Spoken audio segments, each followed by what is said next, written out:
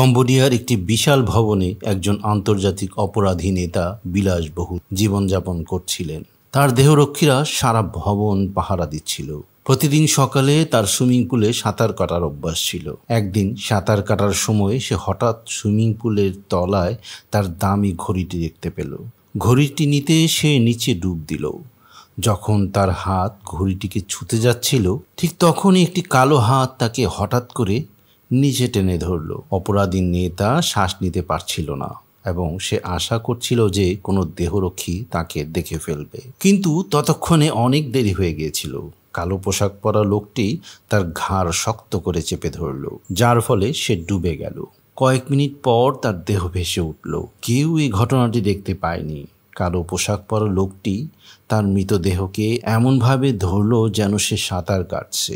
একজন দেহরক্ষী তার মৃতদেহ দেখে চিৎকার শুরু করলো, কিন্তু সে ভাবলো যে তার মালিক ডুবে মারা গেছে, কোনো হত্যাকারী তাকে হত্যা করেনি। নিরাপত্তার এই অভাবের সুযোগ নিয়ে কালো পোশাক পরা লোকটি একটি শেফের পোশাক পরে ভবন থেকে পালিয়ে একটি সেতুর দিকে চলে গেল। সে তার ঘড়ি দেখলো এবং হিসাব করলো যে নৌকাটি কখন সেতুর নিচ দিয়ে যাবে। সে নিচে ঝাঁপ দিল এবং ইঞ্জিনের শক্তি ব্যবহার করে নৌকার পেছনের অংশে নিজেকে লুকিয়ে ফেলল। মিশনটি সম্পূর্ণ করতে মাত্র 24 ঘন্টা লাগলো। নিউ অরলিন্স, লুইজিয়ানাতে সে তার নির্জন নৌকায় পৌঁছে গেল। সে প্রহরীকে ওভারটাইম বেতন হিসাবে একটি মদের বোতল দিল, তারপর একটি স্পিডবোট নিয়ে পালিয়ে গেল। তার গোপন আস্তানা মূল ভূখণ্ড থেকে অনেক দূরে ছিল, যাতে তার পরিচয় এবং মিশন গোপন থাকে। এই হত্যার পর সে মন শান্ত করার জন্য গান শুনল। তারপর সে তার বসের সমস্ত তথ্য এবং ছবি পুড়িয়ে ফেলল। এ কাজ করার আগে সে 1 মাস ধরে গবেষণা করছিল। যে বসকে সে মেরে ফেলেছিল সে ছিল একজন কুখ্যাত চোরাকারবারি। এলাকার সবাই তাকে ঘৃণা করত। সে তার লোক দিয়ে পথ আটকে রাখা গাড়ির চালকদের মারধর করছিল। আর্থারের কাজের পদ্ধতি ভিন্ন ছিল। সে বিশ্বাস করত বন্দুকের ট্রিগার টানা সহজ, কিন্তু প্রমাণ থেকে বাঁচা কঠিন। তাই সে কখনো বন্দুক ব্যবহার করত না। সে দুপুরের খাবার খাওয়ার সময় একটি অনলাইন খবর পড়ল, যেখানে বলা হয়েছিল যে ড্রাগ কার্টেলের নেতা হরলে লারা তার ব্যক্তিগত সুইমিং পুলে সাঁতার কাটার সময় ডুবে মারা গেছে। আর্থার সন্তুষ্ট হয়ে তার টাকা নিতে গেল। প্রতিটা কাজের পর সে $1 থেকে $2 মিলিয়ন কামাতো, যা সারা জীবন আরামদায়ক জীবনযাপনের জন্য যথেষ্ট ছিল। সে আমেরিকান স্টাইলের একটা ব্রেকফাস্ট রেস্টুরেন্টে তার মধ্যস্থতাকারীর সাথে দেখা করার ব্যবস্থা করলো। যে লোকটি এসেছিল সে ছিল সাদা চুল এবং দাড়ি সহ একজন বয়স্ক ব্যক্তি, যে হুইল চেয়ারে ছিল, কিন্তু তাকে বেশ শক্তিশালী দেখাচ্ছিল। সে ছিল হ্যারি, আর্থারের পুরনো বন্ধু। হ্যারি সংগঠনের জন্য টাকা লেনদেনের মধ্যস্থতা করত। আর্থার তাকে খুব সম্মান করত। আর্থারের দক্ষতা সম্পর্কে অবগত থাকায় হ্যারি তাকে তার ছেলে স্টিভকে প্রশিক্ষণ দিতে অনুরোধ করল, কারণ তার মতে স্টিভ অলস ছিল। হ্যারি যে টাকা কামাতো তা দিয়ে সে জীবন ধারণও করতে পারত না। আর্থার এই কথা শুনে তাড়াতাড়ি রাজি হয়ে গেল, কারণ তাদের দুজনের মধ্যে অনেক দিনের সম্পর্ক ছিল। টাকা নেওয়ার পর আর্থার ফুর্তি করতে চলে গেল। একজন নির্দয় খুনি হওয়া সত্ত্বেও সে সুন্দরী তরুণদের পছন্দ করত। তার চোখ একটি সুন্দরী মেয়ের উপর পড়ল। সে মেয়েটির সাথে হোটেলে গেল। কাজ শেষ হওয়ার পর সে অনেক নগদ টাকা রেখে চলে গেল। বাড়িতে ফিরে আর্থার তার পরবর্তী মিশন সম্পূর্ণ করার জন্য কম্পিউটার খুলল। সে অবাক হয়ে গেল, কারণ তার সংগঠন তাকে হ্যারিকে হত্যার দায়িত্ব দিয়েছে। তার মনে হলো যে সংগঠন ভুল করছে, তাই সে ফোন করে বিষয়টি জিজ্ঞেস করল। কিন্তু অপর প্রান্তের লোকটি নিশ্চিত করল যে যাকে তারা হত্যা করতে চায় সে সত্যিই হ্যারি। আর্থার কারণ জানতে তাদের সাথে দেখা করতে গেল। সে একটি ব্যক্তিগত বিমানে চড়ল, যা তাকে ডিনের গোপন ঠিকানায় পাঠানো হয়েছিল। সেখানে পৌঁছে তার সাথে ডিনের দেহরক্ষীর দেখা হলো। তাকে দেখে বোঝা গেল যে সে একজন বক্সিং চ্যাম্পিয়ন, তবুও সে ডিনের দেহরক্ষী হিসাবে কাজ করছিল। তখন ডিন ফোনে তার ছেলের সাথে কথা বলছিল। সে আর্থারকে বোঝালো যে 6 মাস আগে সংগঠন দক্ষিণ আফ্রিকায় ড্রাগ মাফিয়াদের মোকাবেলা করার জন্য 5 জন লোক পাঠিয়েছিল। কিন্তু তাদের সবাই অদ্ভুতভাবে মারা গিয়েছিল। সংগঠনকে কোনো তথ্য ফেরত পাঠানো হয়নি। সংগঠনের ঊর্ধ্বতন পরিচালক এবং হ্যারি এই চুক্তি সম্পর্কে জানত। তদন্ত করার সময় পরিচালক হ্যারির ব্যাংক অ্যাকাউন্টে অস্বাভাবিক লেনদেন দেখতে পায়। প্রায় $20 মিলিয়ন এসেছিল। তার আর্থিক অবস্থা দেখে বোঝা গেল যে তার কাছে শুধু জীবন ধারণের জন্য যথেষ্ট টাকা ছিল। এছাড়া সে তার ছেলের জন্য ঋণও নিচ্ছিল। তাহলে এত টাকা কোথা থেকে এলো? যদি হ্যারি সংগঠনকে প্রতারণা করে থাকে তবে কি হবে? যদি হ্যারি ভুল লোককে হত্যা করে থাকে? তাই তারা হ্যারিকে হত্যা করতে চায়। আর্থারকে তার বন্ধুকে হত্যা করতে হবে। তাদের দুজনের মধ্যে ভালো সম্পর্ক থাকায় তাকে হত্যা করা সহজ হবে, আর কেউ জানতেও পারবে না। আর্থারের মিশন শেষ করার জন্য মাত্র 48 ঘন্টা সময় ছিল, অন্যথায় সংগঠন তাকে অন্য কাউকে দিয়ে মেরে ফেলবে। আর্থারকে অভ্যন্তরীণ কষ্টের মুখোমুখি হতে হলো। আর্থার হ্যারিকে ফোন করে ভবন ছেড়ে চলে যেতে বলল, কারণ সংগঠন তাকে প্রতারণার জন্য তাকে হত্যা করতে লোক পাঠাচ্ছে। হ্যারি তার প্রয়োজনীয় জিনিসপত্র সংগ্রহ করলো এবং আত্মরক্ষার জন্য তার বন্দুক নিতে ভুলল না। আর্থারের নির্দেশ মেনে সে লিফটের রাস্তা নিল।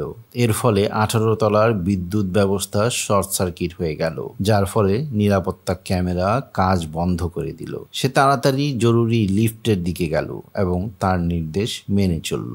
লিফট থেকে নেমে সে পাশের ভবনের সাথে যুক্ত একটি গোপন রাস্তা দিয়ে চুপচাপ বেরিয়ে গেল। আর্থারকে সেখানে দেখে সে অনেক স্বস্তি পেল, কিন্তু সম্পূর্ণ ক্ষতিগ্রস্ত গাড়ি দেখে হ্যারি অবশেষে তার উদ্দেশ্য বুঝতে পারল। সে স্বীকার করল যে সে সংগঠনকে প্রতারণা করেছে এবং আর্থারের এত ভালোভাবে সবকিছু সাজানোর জন্য তার প্রশংসা করল। নিরাপত্তা ক্যামেরা কিছুই রেকর্ড করেনি এবং সে হয়তো ডাকাতের ছদ্মবেশে হত্যা করার নাটক করবে। তারপর সে তার কাছ থেকে একটি রূপালী বন্দুক বের করলো। হ্যারি ডাকাতদের সাথে লড়াই করার দৃশ্যকে আরো বাস্তবসম্মত করার জন্য কয়েকটি গুলি ছুড়ল। আর তাকে বন্দুকটি দিল। সে তার বন্ধুর হাত থেকে বন্দুকটি নিয়ে সরাসরি তার বুকে তাক করলো এবং তাকে মেরে ফেললো। একজন হিটম্যানের পেশা তাকে অশ্রু ঝরাতে দিল না। অন্ত্যেষ্টিক্রিয়ার পর সে হ্যারির কবরে এলো এবং হ্যারির ছেলে স্টিভের সাথে দেখা করলো। তার বাবার মৃত্যুর পর স্টিভ শান্ত এবং বাধ্য হয়ে গিয়েছিল। সে আর্থারকে অভিনন্দন জানাতে এলো এবং তারা দুজনেই সে বাড়িতে চলে গেল যেখানে হ্যারি থাকতো। স্টিভ আর্থারের কাছে অভিযোগ করলো যে তার বাবা তাকে খুব ঘৃণা করত, কিন্তু আর্থার বলল যে সে তাকে খুব ভালোবাসত। সে প্রায় সে সময়ের কথা মনে করত যখন স্টিভ ছোট ছিল, কিন্তু সে কেবল একটি তিক্ত হাসি দিল এবং বলল, যদি সে আমাকে ভালোবাসত তবে সে আমাকে কখনো ফোন করতো না কেন? তারা যখন বাড়িতে প্রবেশ করলো, আর্থার তাকে আর্থিক সাহায্যের প্রস্তাব দিল, কিন্তু স্টিভ রাজি হলো না। সে হ্যারির প্রতিশোধ নেওয়ার জন্য এবং বন্দুক কেনার জন্য পর্যাপ্ত টাকা জোগাড় করতে একটি গাড়ি বিক্রি করার সিদ্ধান্ত নিল। একজন ভবঘুরে হওয়া সত্ত্বেও সে তার বাবার হত্যাকাণ্ডের জন্য খুব দুঃখিত ছিল। সে ভাবছিল যে হুইল চেয়ারে বসা একজন বয়স্ক ব্যক্তিকে কে গুলি করতে পারে। সে শপথ করলো যে সে তাদের প্রতিশোধ নেবে, কিন্তু আর্থার সতর্ক থাকতে পরামর্শ দিল এবং তারপর চলে গেল। স্টিভ যখন তার গাড়িতে বসলো তখন একটি কৃষ্ণাঙ্গ যুবক তার কাছে এলো। হঠাৎ সে কৃষ্ণাঙ্গ লোকটি বন্দুক তাক করে স্টিভকে গাড়ি থেকে নামতে বলল। জানা গেল এই লোকটি একজন গাড়ি চোর ছিল। তার বাবার মৃত্যুতে দুঃখিত স্টিভ ভাবল যে এই লোকটি সে দলের সাথে যুক্ত, তাই সে তার হাত ধরে লোকটিকে মাটিতে ফেলে দিল। লোকটি ব্যথায় চিৎকার করে উঠল। সে তার পেটে এবং মুখে লাথি মারল।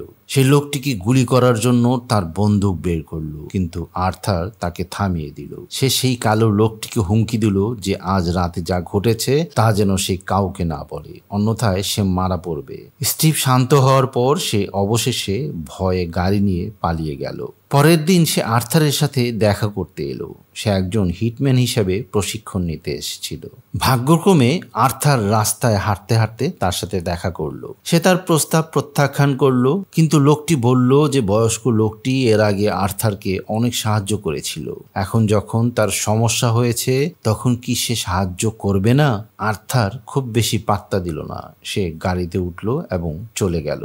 কিন্তু তার মৃত বন্ধুর ছবি দেখে তার মন বিচলিত হলো।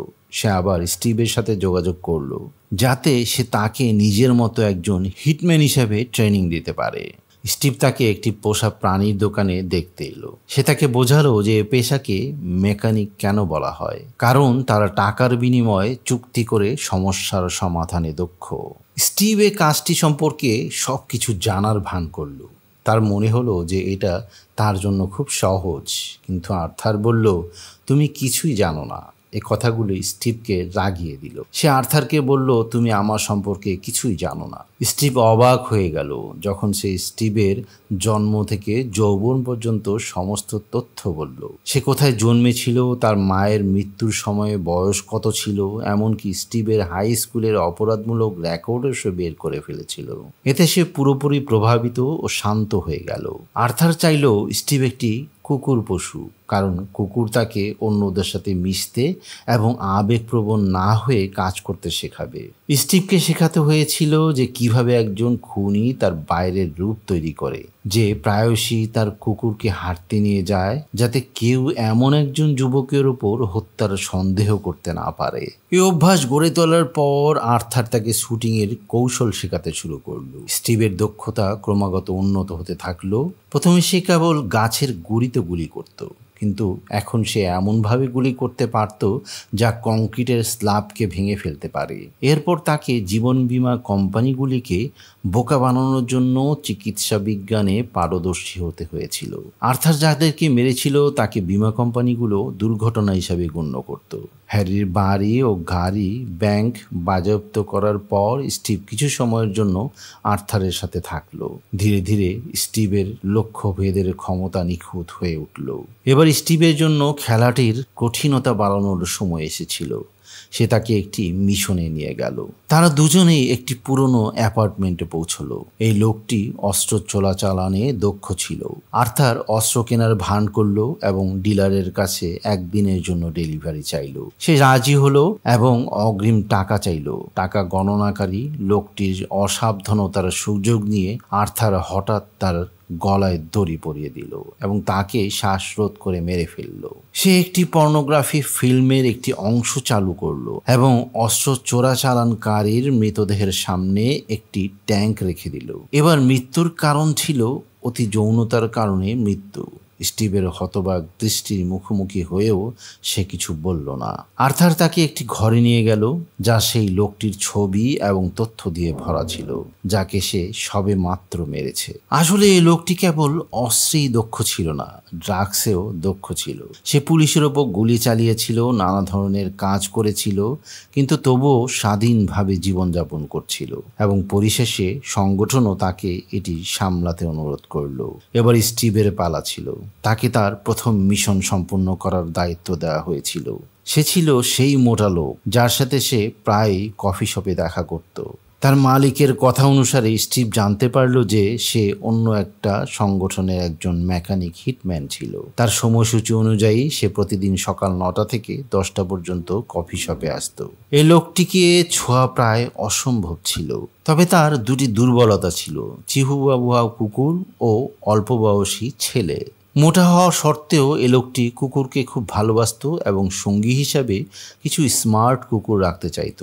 স্টিভকে আর্থারের সতর্ক হওয়ার হিসেবের প্রশংসা করতে হয়েছিল। আসলে এই লোকটি স্টিভের ফাঁদে পড়েছিল। সে স্টিভকে পানীয়র জন্য আমন্ত্রণ জানালো। স্টিভ রাজি হলো। সে অস্ত্র প্রস্তুত করার জন্য আর্থারের সাথে দেখা করলো। এখানে সে একটি বিশেষ বিষাক্ত ঔষধ তৈরি করলো। মাত্র 6 ফোঁটাই সেই মোটা লোকটিকে মারার জন্য যথেষ্ট ছিল। স্টিভের চোখ তাকে দেখেই প্রশংসায় ভরে গেল। সেদিন সন্ধ্যায় ভিড় ঠাসা বারে স্টিভ তার দক্ষতার ব্যবহার করে সে মোটা লোকটির সাথে মজা করে তাকে অনেক হাসালো।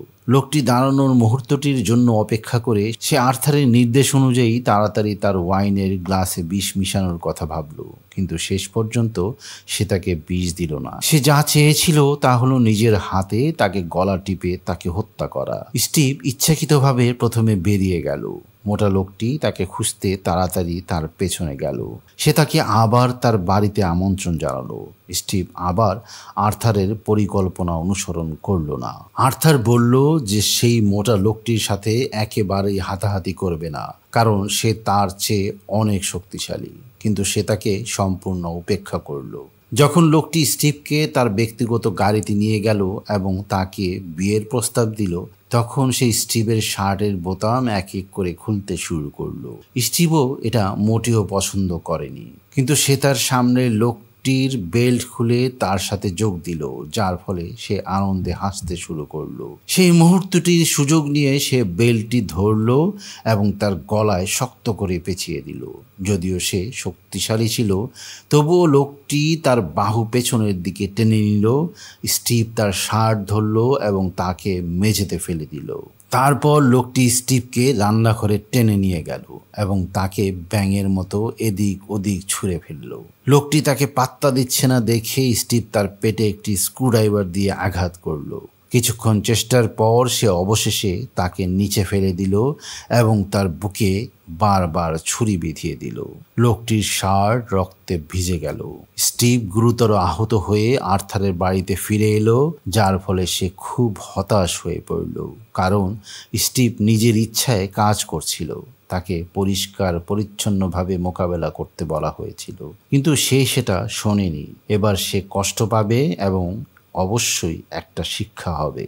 ঐতিহ্য অনুসারে প্রতিবার মিশন শেষ করার পর সে তাকে বাড়ি নিয়ে যেত। এখানে আর্থারের সেদিনের সুন্দরী মেয়েটির সাথে আবার দেখা করলো, তাই সে তার পেছনে গেল। তার প্রেমিকাকে বিদায় জানানোর পর আর্থার একটি প্যাকেজ নিতে বিমানবন্দরে গেল। সে সাবধানে বক্সটি খুলল। এটি সেই টাকা ছিল যা সংগঠন তাকে হত্যার পর দিয়েছিল। এ সময় ডিন ফোন করলো, তাকে জিজ্ঞেস করলো কেন সে মিশনে অন্য কাউকে পাঠিয়েছে এবং এটি চুক্তি অনুযায়ী ছিল না।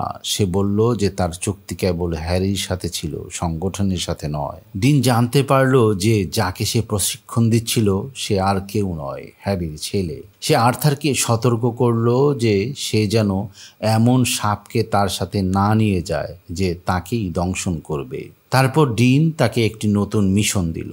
এই চুক্তিটি অনেক বড় ছিল, তাই ডিন তাকে যত তাড়াতাড়ি সম্ভব এটি সম্পূর্ণ করতে অনুরোধ করল।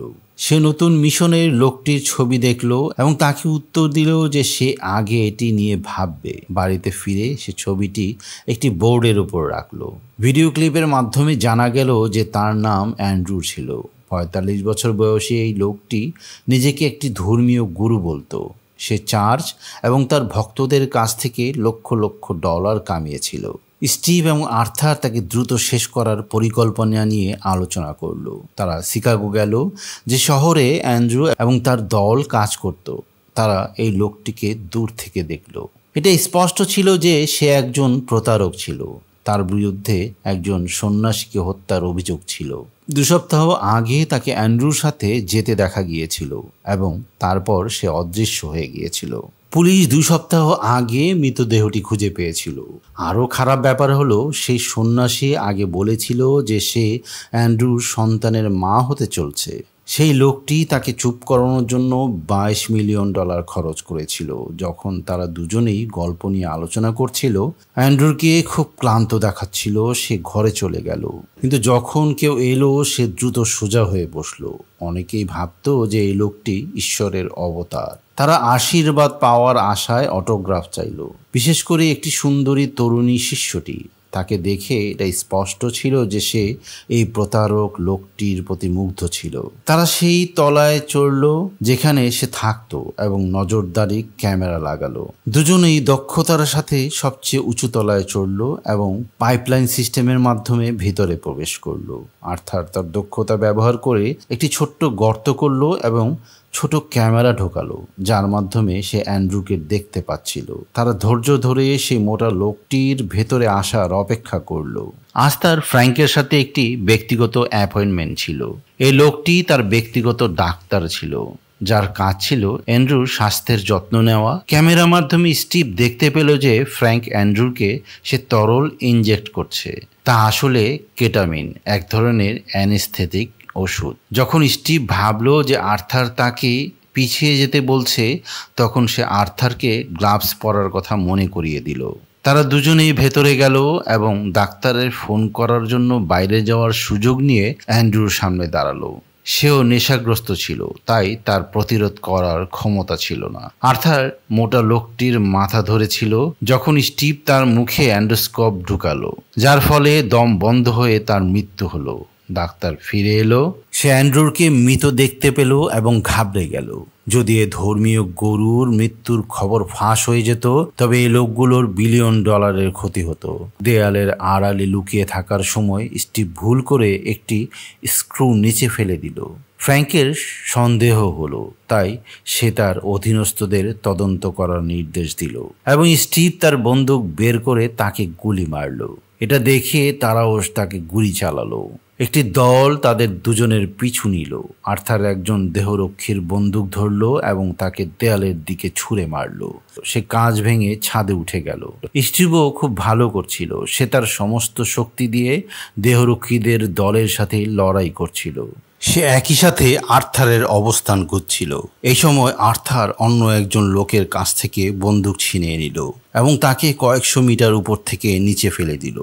তখনই স্টিভ তাকে খুঁজে পেল। দুজনেই নিরাপত্তা দড়ি বাঁধল, কিন্তু দড়ি যথেষ্ট লম্বা ছিল না, যার ফলে তারা দুজনেই মাঝ রাস্তায় থেমে গেল। উপর থেকে একজন দেহরক্ষী তাদের উপর গুলি চালালো, কিন্তু তারা একটি অ্যাপার্টমেন্টে গিয়ে পড়ল।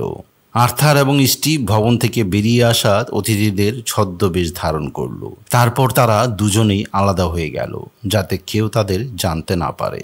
তাই তারা দুজনেই নিজেদের পথে চলে গেল। বিমানবন্দরে স্টিভের জন্য অপেক্ষা করার সময় আর্থার আবার সে একই সংগঠনের হিটম্যানের সাথে দেখা করল, যাকে দক্ষিণ আফ্রিকার সেই ঘটনার মৃত বলে ধরা হয়েছিল, যেখানে হ্যারি সংগঠনকে বিক্রি করে দিয়েছিল। ডিন যা বলেছিল তার কথা অনুযায়ী বিষয়টি তদন্ত করার জন্য সে গোপনে সেই লোকটির পিছু নিল।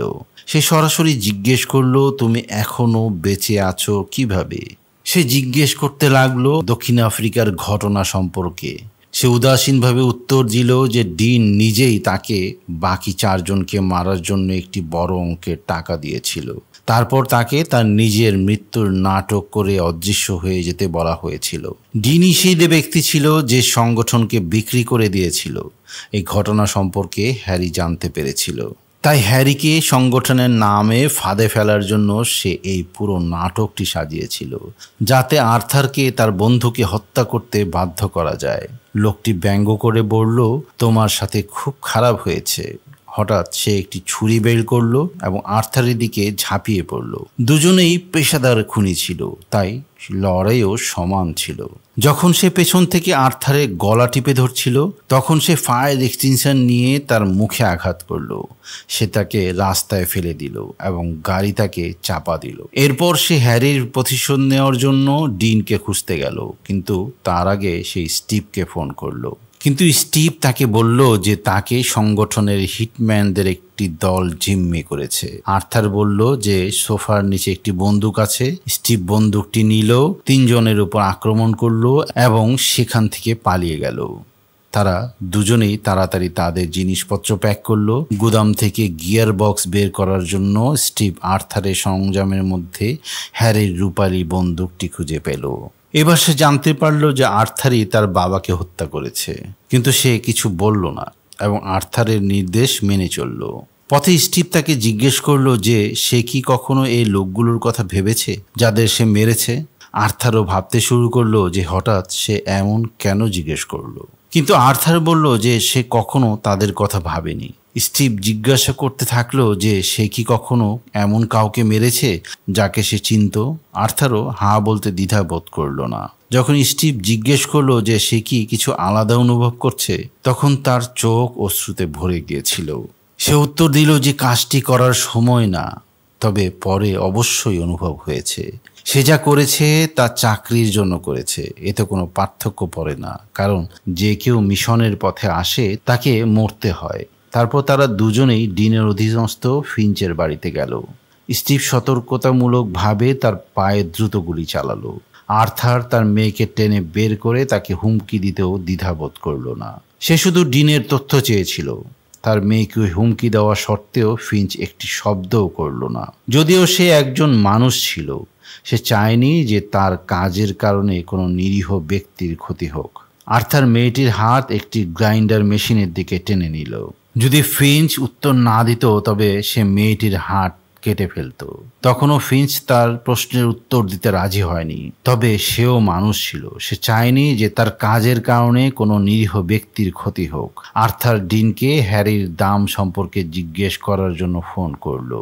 ডিন উত্তর দিল যে এটি $50 মিলিয়ন ছিল। আর্থারকে কেবল $10 মিলিয়ন দেওয়া হয়েছিল। ডিন বলল যে হ্যারির মৃত্যু কেবল একটি ব্যবসা ছিল। এবার সে এত উঁচু দাম নির্ধারণ করলো যে প্রতিটি হিটম্যান আর্থারকে স্বীকার করতে চাইবে, কিন্তু সে এক ধাপ এগিয়ে ছিল। সে ডিনকে তার দুর্গ থেকে বের করার জন্য ভবনের ভেতরে থাকার ভান করল। দুজনেই সমস্ত প্রয়োজনীয় অস্ত্রশস্ত্র তৈরি করলো এবং হত্যা শুরু করলো। সে একটি গাড়ি চুরি করলো এবং ভবনের সামনে রাখা ভিডিও ক্যামেরার মাধ্যমে ডিনকে ট্র্যাক করলো।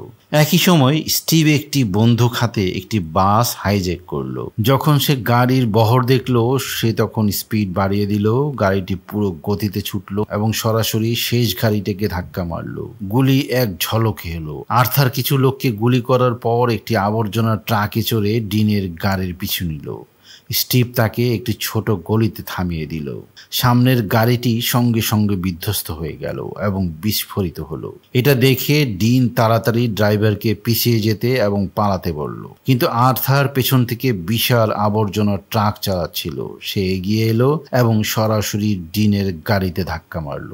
দুর্ভাগ্যবশত গাড়িটি কাগজেদের মতো উপরে উঠে গেল। ডিন ছাড়া ভিতরে সবাই মারা গেল।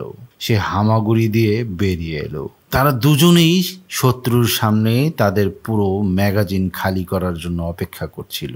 তারপর ঠান্ডা মাথায় চলে গেল। আর্থারের পরবর্তী পরিকল্পনা ছিল তাদের দুজনের নাম পরিবর্তন করে একসাথে অদৃশ্য হয়ে যাওয়ার। স্টিভ জিজ্ঞেস করলো, আমরা কি একসাথে যাব?